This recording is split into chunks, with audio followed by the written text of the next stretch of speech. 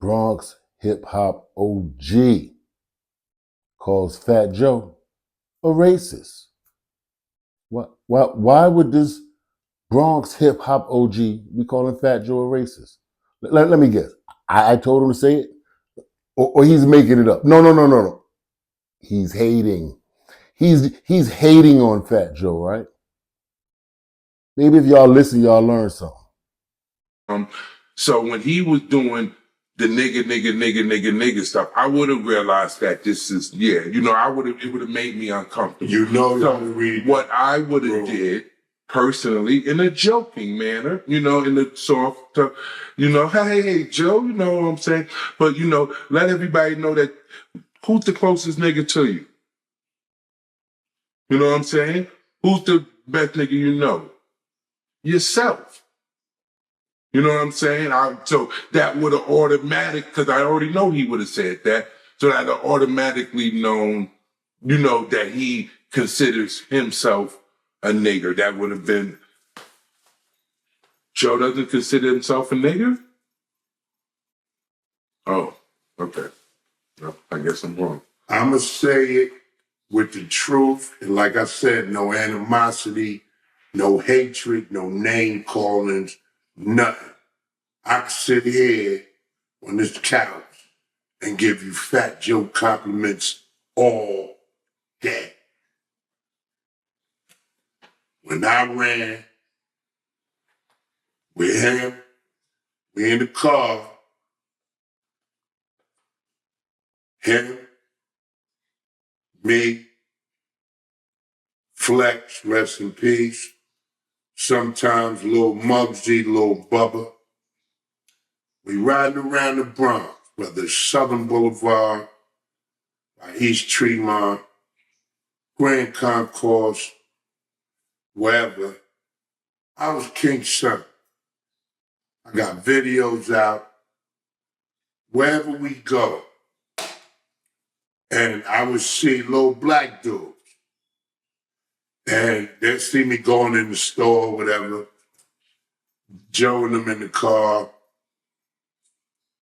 Yo, King Son, bye-bye, y'all like your music, bye-bye, yo, what up, man, bye-bye, whatever, because I like to get to know everybody from a area. So whenever we would be in a black area where it's predominantly black, and I'm like, yo, so what up? Like my man Bo Gamble and them, Uptown Assassins. Shout them out, my man Poe, my man D, my man Earn Money, and everybody, all them brothers from Uptown Assassins, Hellraisers and them. And they bear witness to this. We in front of the store, I'm like, go ahead, let me hear you rhyme. So then you hear your man Joe, damn, bro. Every time we go somewhere, you gotta stop and talk to every moyo. You gotta stop and talk to him. I'm like, yo, bro, you know what? You need to be easy with that moyo shit, man. Come on, man. You ain't campaigning, you all the moyos. But if we went around the Puerto Rican area and they was failing me, it wasn't no problem. A lot of y'all may not remember King's son. If y'all familiar with my story, I told y'all, I ran away from down south and came back to New York when I was 14, and King's son was lit at that time, This was the era of the African medallions. This is when the God Bodies had the rap game in the smash, like the King's Sons, the Grand Poo by Maxwell's, there's Just Ices, people like that, like the God Body influence was real heavy on the rap scene. And being totally honest, it was the rap game was better in their hands. It was better in their hands. They had a much more positive message for us. I only could imagine where we would be as a people if, that type of music continued to stay relevant and we weren't force-fed the gangster rap. Told about the AK-47s and the Tech 9s and all that. I learned about all of that through music, through rap music. But and like I said, the gods wasn't talking about that earlier in the game. They weren't. But King's son, I don't know if you remember me, man. I actually know King's son. I met King's son back in 95, I believe it was. You was living in Gun Hill. I'm gonna tell you exactly where you lived in Gun Hill, because I met you on a 2 train, and I was rapping back then, and I knew who you were. You know what I'm saying? I told you what I did. You told me to spit something. I lit the back of the car up, and we ended up chopping it up all the way back to your spot. But like coming from the 2 train, walking down Gun Hill like towards Bronx Boulevard is like the first or the second street before Bronx Boulevard. It's not on Bronx Boulevard. It's like a street or two before Bronx Boulevard. You would make the right off of Gun Hill, and like right down, like by the corner was King Son's crib. You know what I mean? But and he told me even back then, he used to deal with Fat Joe. Now, from what he's explaining to y'all, King's son was dealing with Fat Joe when he was a rapper. He was lit, and Fat Joe was the nobody. You understand what I'm saying? To y'all newer people, like, he may be a washed up old head to y'all, but at one point in time, the roles was reversed. And he's telling you from personal experience, he was moving out for that man. He was running down on dudes for that man. He's racist. So I know that. You feel me? I'm not disrespecting. I'm telling it word is bond. I'm a grown ass man. Ain't no hair on my tongue. All that, he thought he was black, and he grew up with black people. He thought he was black. That's bullshit. You feel me? He knew he grew up with black people. He knew it was black people in his projects. Even when he got shot, I had to confront them brothers on Trinity Ave. I mean on 10. And they I ain't gonna say my man's name, but they know they lived on Law Finesse Block, which was 10, which was the black side of the projects. When Fat Joe got shot, me and Tone ran around there. When I went to run up to their building, clack, clack, I heard the Mossberg. Yo, God, peace, dog. Don't come up here with that bullshit. So I walked up. When I walked up and built, they told me what it was. I ain't know it was a Puerto Rican black thing in Fars. When he was talking about right there about Fat Joe getting shot, he said something a lot of y'all don't know about, and this is what I grew up hearing about Fat Joe. Talked about the black side. I'm in Soundview, and I'm hearing that it's a lot of racial tension in Forest. Petey used to be friends with a guy. He did a episode with BMO lately named Kiani. I didn't know Kiani personally, but he would be on the phone with Pete, regular. I'm pretty sure if you said my government to him, he would probably say it sounds familiar to him. But I was real in tune with what was going on over there, and there was a lot of racial stuff. At one point in time, if memory serves me correct, I'm not, I can't say what individual or whoever did this, but from my understanding, it was said that, some Puerto Rican guys threw a black dude off the roof over there. And there was a lot of racial tension, And I understand that, sometimes you squash a beef so that people could coexist and we could live amongst each other in peace, which is what we all should be striving to do. But sometimes, you'll be doing yourself a disservice if you would allow yourself to sleep and think that that person isn't doing more than tolerating you. You understand what I'm saying? It may not be like, oh, this person likes me now, or this person loves me now. This person still might don't like you. Just learn how to coexist with you.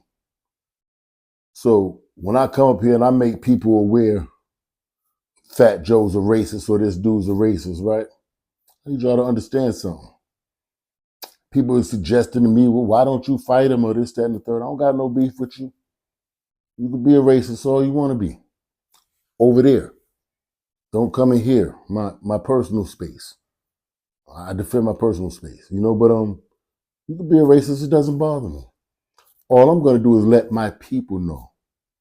Yeah, see, I'm making my people aware. Because you got little black kids all around the country who don't know. And they may support you. They may want to spend their parents' hard-earned money to come to your shows and whatnot. So I think it's only right that I let them people know, hey, you know those guys right there, the ones you were about to pay to go see, to support, yeah, they're racist. They don't like black people. You probably shouldn't spend your money there. You probably should take it somewhere else where people appreciate it. Yeah, they're going to talk about you later. Yeah. That's my objective. That's what I want to do. Yeah, I want to prevent you from being able to exploit my people since you feel a certain way about them. That's it. That's all I got for you. I don't have any intentions or thoughts of violence towards anybody. If I say I think somebody's soft, it's because I think I can whoop them. I think I can whoop them. That's it. Doesn't mean I want to jump on them and I'm running around, I'm chasing you down, looking to do something. No. If I think I can whoop you, why would I do that? Like, be real. I don't know. I don't see the need.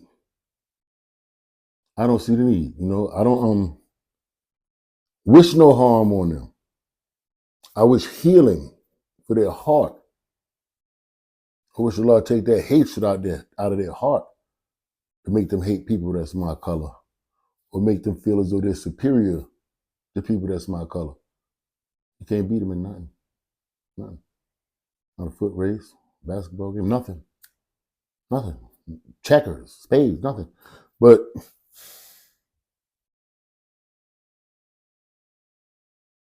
I just hope he takes the hatred from your heart.